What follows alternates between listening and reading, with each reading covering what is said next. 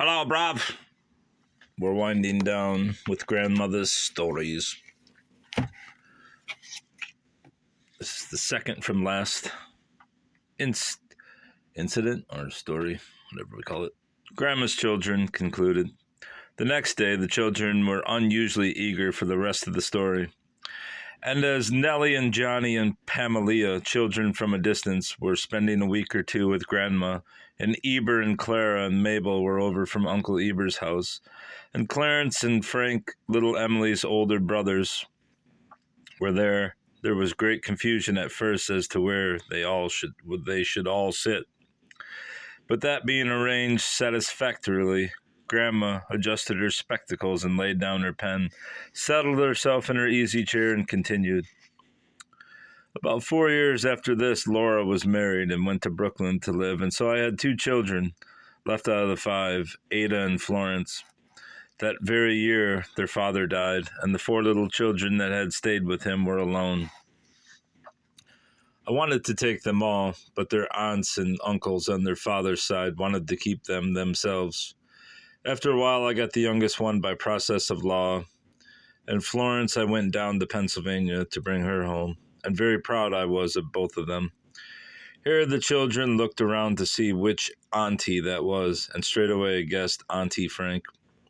Yes, said Grandma, that is the one. She had blue eyes, and Florence had black eyes, and they both had cheeks like roses. I thought nobody had any prettier little girls than I had. I used to dress them just alike, and as they were very near of size, people would take them for twins.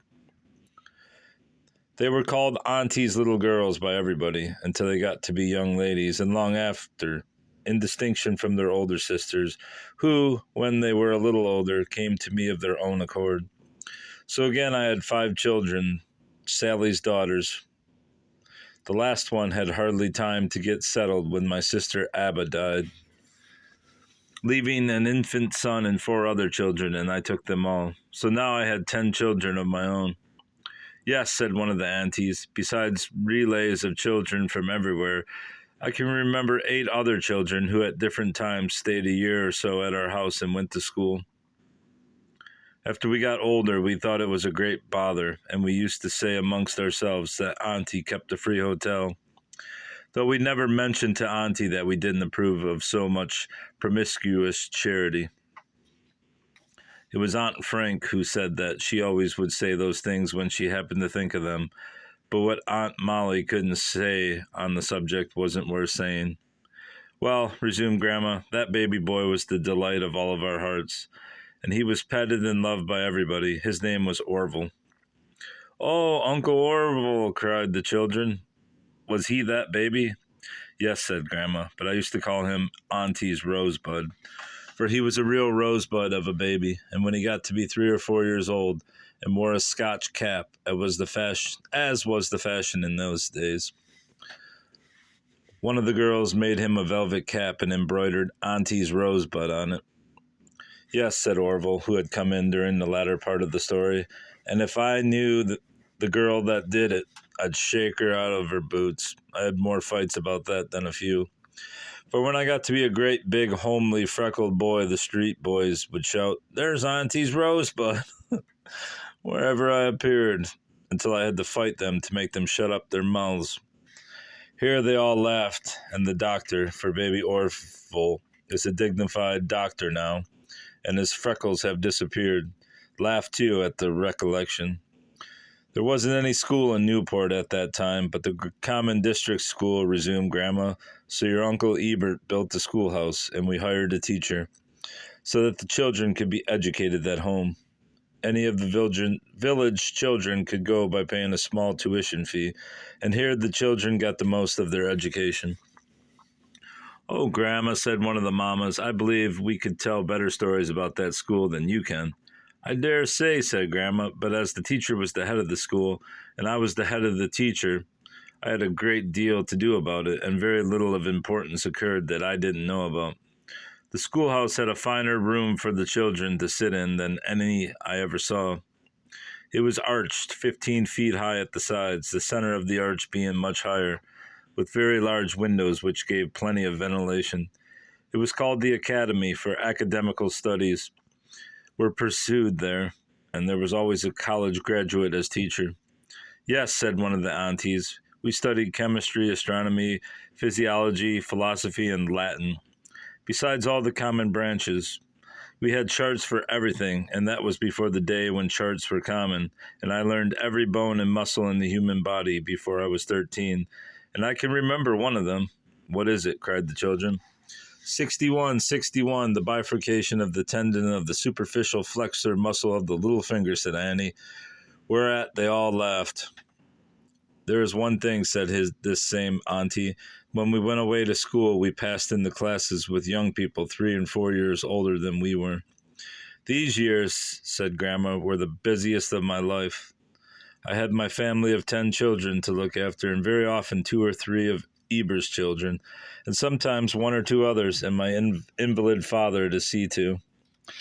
I superintended the fitting out of the steamboats, and it was in this way I came to have a real interest in the business. For Uncle Sam and Eber both promised me that if I would superintend the work, I might have the difference between what it cost them if I did it and what it would cost them if an upholster did the same. The difference was estimated at about $5,000 for the larger boats and less for the smaller ones. I was to have it in boat stock, and you can easily see that with the large fleet of boats they possessed, it would have amounted to a large sum. Besides, the boats paid very large percentages on their capital stock. 1 year, their net earnings were $1,000 a day for 6 months. Here the children burst out with a variety of questions. Did you get the stock? What became of it? While Grandma picked up a stitch in her knitting and calmly went on. But as I was saying, doing the work I did brought me in contact with all the poor of the village, who looked up to me as a kind of mother. If any of their children were sick, they would send for me first and the doctor afterwards. If they had family troubles of any kind, I was called to adjust them. The truth is, Newport at that time was controlled almost entirely by Uncle Sam and Eber, who in one way and another employed nearly all the men and women in the place. There wasn't a drop of whiskey sold there for many years because Uncle Sam and Eber would not give anyone employment who drank. So you may be sure it was a prosperous town. In fact, since then, many of the men they used to employ have become rich, some of them millionaires. After a long illness, when Orville was 18 months old, my father died. But I had taken charge of everything for so many years that affairs went on just as they had done before. Still, I missed his companionship and counsel. Ever since my mother's death, I had felt as if I must attend to his wants. So I think I had a different feeling for him than most daughters have for their parents. How did he look, Grandma? Said Pamela. Oh, he was a tall, slender, handsome man with blue eyes and brown hair. He was a great reader, and during the last years of his life he cared for nothing so much as his garden and his books and politics. I didn't bring up any children in the wishy-washy style that is considered fashionable, said Grandma, with a slight elevation of her head, as if she was prepared for objections. I dressed them plainly, I had them taught to work, and I wouldn't let them go gadding about wasting their time. No, indeed, said one of the aunties. We got so we wouldn't ask to go out walking, for Grandma would immediately say, "Oh, ho, you need exercise, do you? Well, the onion bed needs weeding, and you can get a little fresh air weeding that. Or if the onion bed was all right, then it was the beet bed, or the carrot bed, or the strawberries." Yes, said Orville. Or if a boy who asks, the woodpile had to be attended to, or the cabbages or potatoes hoed, or the horses must be looked after. Or, said one of the older aunties, there would be some room for that needed cleaning, or cake to be baked, or some poor or sick body to be visited. Here everybody was roaring with laughter, and Grandma laughed till she cried. Well, she said, I wasn't going to bring up a lot of lazy, worthless boys and girls that weren't worth their salt. And I didn't, she said triumphantly. Each one of them had his or her regular work to do besides their studies and their play. And you can't deny that you had plenty of play. No, they all cried in chorus. We lived right on the bank of the most beautiful river in the world, and in summer you had rowboats and sailboats. and you went in bathing, and we had horses and a carriage. In winter, you went skating and sleigh riding. All that was good for you, and we had plenty of company. I should say we did, remarked Aunt Molly, and everybody laughed again, for Aunt Molly just doted on having company. Go away. And I believe you were as happy a lot of children as ever grew up. That is so, they all said, and no children ever had a better mother they knew. I did my best for you, said Grandma, but nobody is perfect. But all these times passed away, resumed Grandma with a sigh. 4 of the children were married and gone. 1 had died after a lingering illness. 1 had gone with his father, and 1 was away at school. And the family was quite a small one for me. When one morning a poor, ragged, dirty little boy came to the house and wanted to see me. When I said to him, "My little man, what do you want?" he said with an appealing look in his big blue eyes, "Aunt Emily, you take all good children. I wish you'd take me." The expression of his face and the tone of his voice won my heart immediately.